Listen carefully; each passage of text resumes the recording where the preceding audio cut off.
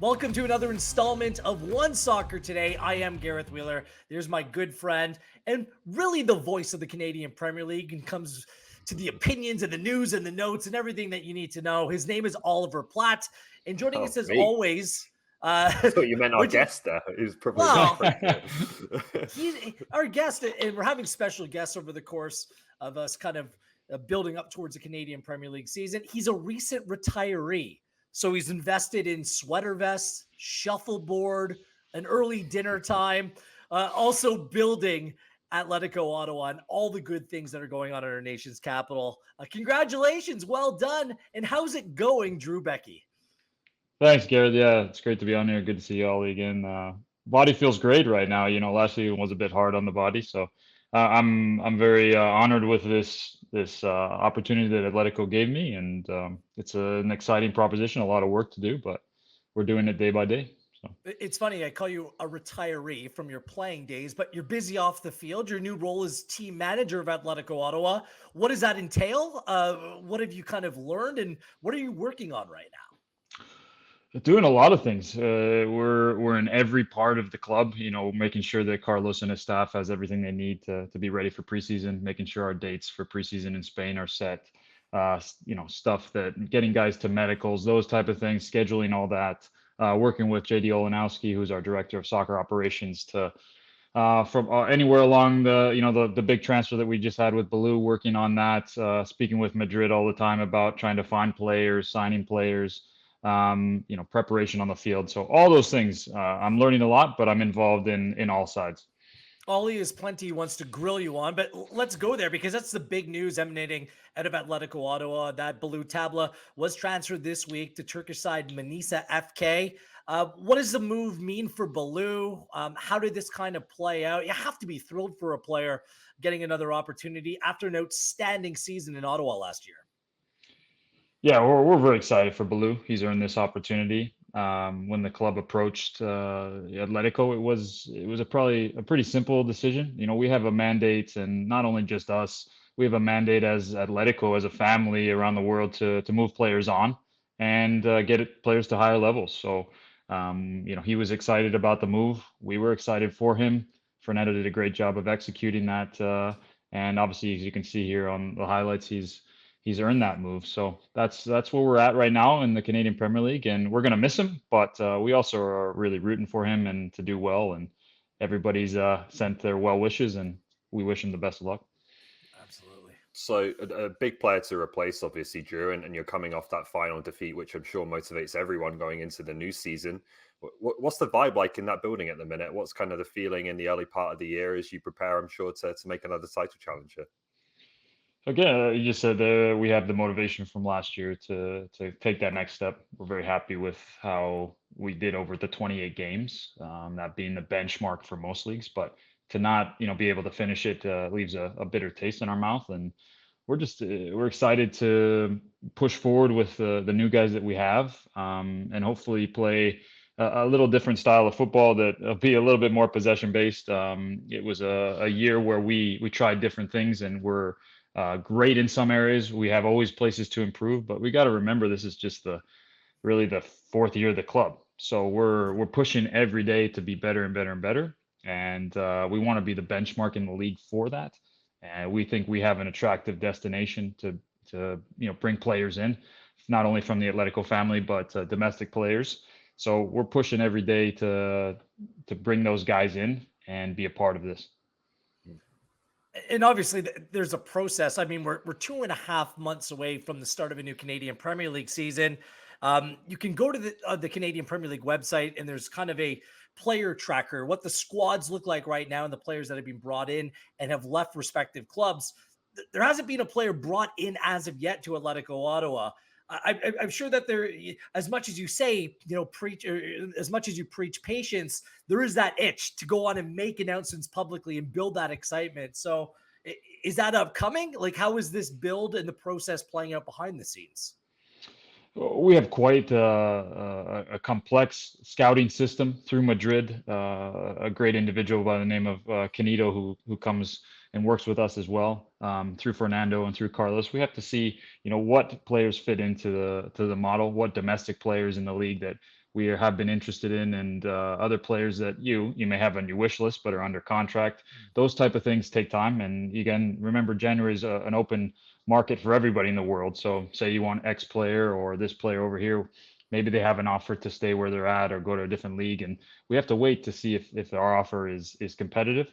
So we have some exciting announcements coming up here. I think you'll hear some within the next 24 hours. So you can pencil that in. But we have some great prospects coming in, and we're excited to help them come in and use their existing characteristics to help us get better on the field and take us to the next level where we want to be.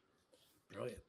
How has this all unfolded for you, Drew? Like, take us maybe through the last few months and when you started to think about this might be it for terms of my main career, and then deciding specifically that maybe a front office role is the kind of thing you want to go into.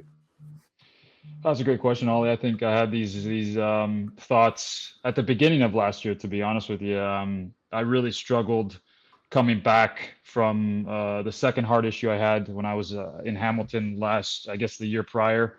I had come back and got to play the rest of the season, but it really took a toll on my body. The incident I had in 2017 was the same, and my recovery and those type of things were not happening at the same rate as they used to. I felt I was struggling on the field. I had a knee injury last year that wasn't really disclosed, that limited me immensely after a game we played against Forge. I had it taped up, but I wasn't the same. I couldn't move laterally very well. And then in the semifinal, I had a bad head contusion with Miguel. I was kind of just a bogey on the bench there. I really wasn't going to be involved. So those type of things that you look at those and you can be frustrated. You can say, oh, what if this didn't happen or X, Y, Z, but that's not who I am. And I thought, if I'm take it from an analysis of where is it best to move in my career, where can I be most useful? Yeah, they offered me to stay another year. I had my contract option to continue playing, but they also gave me this option. So when we had our end of the year meeting, it really seemed to be a no-brainer for me to make that decision and to move to this side. I'll still help in the field in a lot of the capacities, right? But I don't want to enter the field as a coach at 32 and my former teammates and start yelling at them. I have no interest in doing that. I'll be quiet if a player comes by and asks an opinion, or maybe you pull them aside and say, okay, and this could be better, or you do video analysis, those type of things. Then I'll do that. But my first and foremost, want or career projection, I feel, will be in the front office, helping with deals, learning from Fernando and JD, those type of things, learning from Madrid. And I can't wait to learn those things and help on the field as little bit, as I can with Carlos. It's trendy in professional sports now. You say you retire, then you come right back. So that's not going to happen because you're still a young man, Drew. Well, if we got to sign some players, so I guess if we don't, then I guess I got to. No, I'm not. That part of my life is done. Maybe I'll jump into training for some small-sided or yes, those type of things. But I'm very happy with how my career went, and I'm good. Well, I'm thrilled for you because this is the thing that we haven't had in this country. There's been a lot of discussion about player pathways, right? Working through the Canadian system and getting opportunity. But for players and former players, there hasn't been that pathway to take that next step in your career and continue to contribute to the Canadian soccer landscape. But that's also what the Canadian Premier League is doing, isn't it? Whether it's David Edgar in Hamilton or you in Ottawa, look across the league now. You're starting to see those first generation of Canadian Premier League players now establish themselves in more significant roles within these clubs. I just think that it's a story that's very important as we continue to build the footballing infrastructure in this country. Right, you said it there best. The infrastructure, the investment that has been put in, the investment of Atletico. You see Ledger Wood in Calgary, and to see David in Hamilton. These are guys that had fantastic careers that have been part of Canada soccer for many years, and it's better to invest in those guys who have put the time in.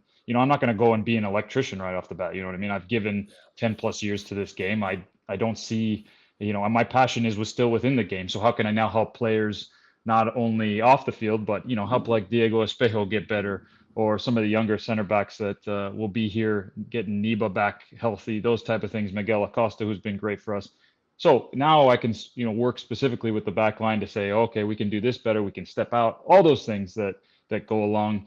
But I also do it in context to what Carlos wants to do and achieve, right? So within that system, making sure I stay within myself. But first and foremost, my jobs are to the players and making sure they're comfortable and can focus just on playing. Because in reality, as a Canadian Premier League, we want to do that for every club. Make sure that they're just focused 100% of the time on playing. Make sure everything else off the field is done for them, so they have no excuses.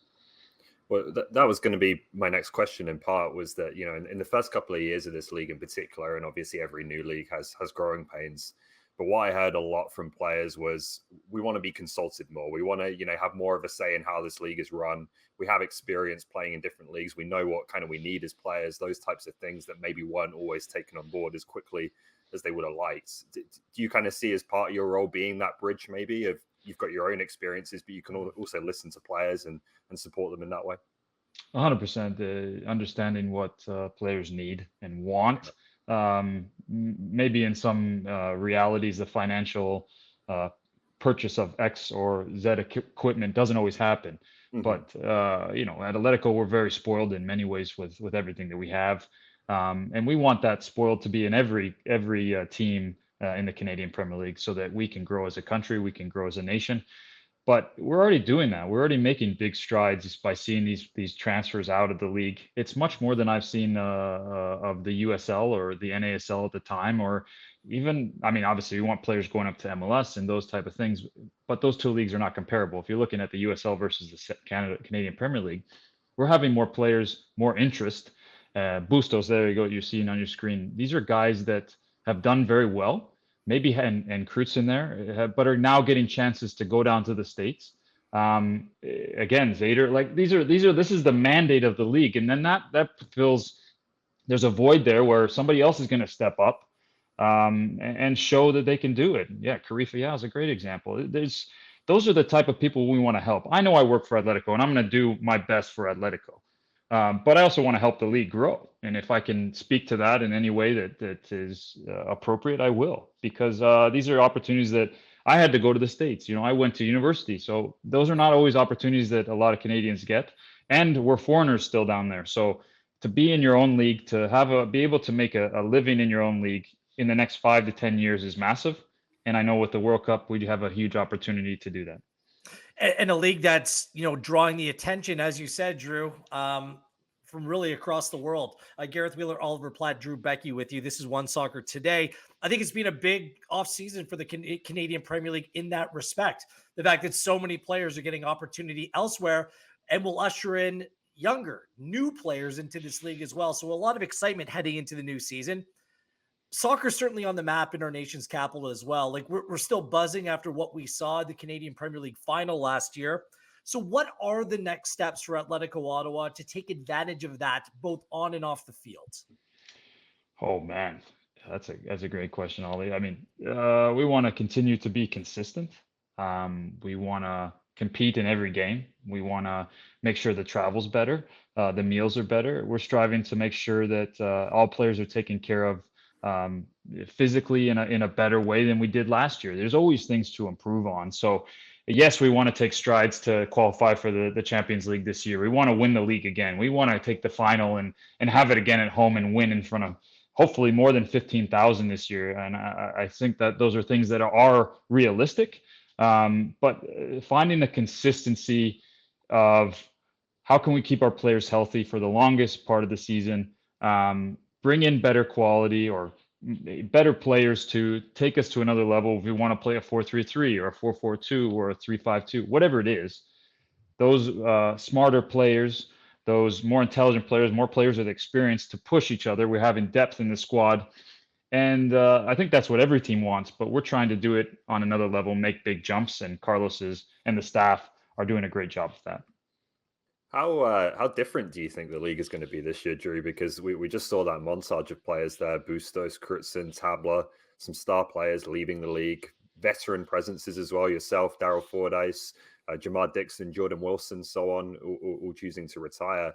you expect a bit of unpredictability or the unknown a little bit going into the new season? Yeah, I think that's what makes our league beautiful as well, right? From top to bottom, it's always competitive. It was seen last year, right? It was always any game you go into is always going to be tough. You got, Victoria has to fly across one of the longest road trips in the world, and we're going to the west coast, say for 3 straight road trips, whatever it may be. There's now opportunities for younger players and maybe spots that weren't available last year that they can step in and take the next step. You don't know who's going to be the next star. You don't know who's going to really step up. And those are exciting things. We're trying to put people in position to succeed.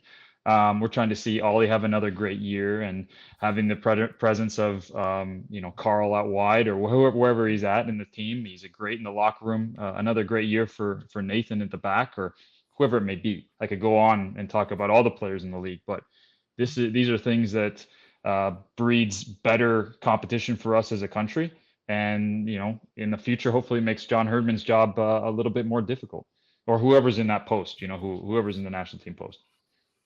Anything else you want to ask, Ollie? Don't think so. You gotta let Drew go. He's a busy man. Yeah. And that's why. Drew, this has been outstanding. This offseason, the build up to the regular season will be anything but boring in Ottawa. I can guarantee that. See what I did there? We like to come full circle on this program as well. Awesome. Retirement's looking good on you, and you have a lot to contribute both in Ottawa and across this Canadian Premier League. So we wish you the best of luck. And thanks again for joining us today.